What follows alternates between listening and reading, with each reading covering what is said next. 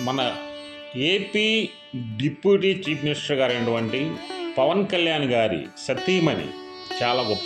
తన యొక్క కుమారుడు సింగపూర్ స్కూల్ నందు ఫైర్ యాక్సిడెంట్లో ప్రాణాపాయం ఏర్పడింది. అయితే ఆమె ఏం చేసిందంటే, అన్నా లెజోనోవా గారు ఎమ్మటే వెంకటేశ్వర స్వామిని మొక్కున్నదంట.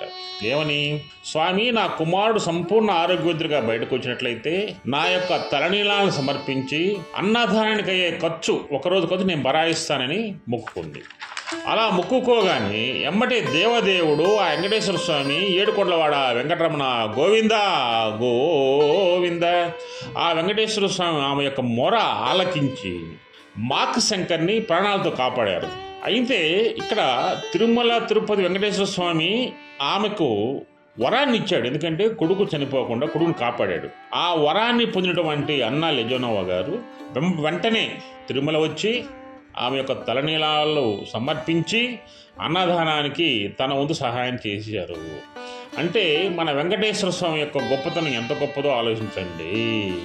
అందరూ కూడా మనం వెంకటేశ్వర స్వామిని ఏడుకొండలవాడ వెంకటరమణ గోవింద గోవింద అని తలుసుకుంటే మనకు తీరని కోరికలు తీరుతాయి. ఓం నమో వెంకటేశ్వరాయ నమః, ఓం నమో శ్రీకృష్ణాయ నమః, ఓం నమో శ్రీరామచంద్రాయ నమః, ఓం నమో శ్రీ లక్ష్మీనరసింహస్వామి నమః, ఓం నమో జై దుర్గా భవాని, ఓం దుమ్ దుర్గాయ నమః.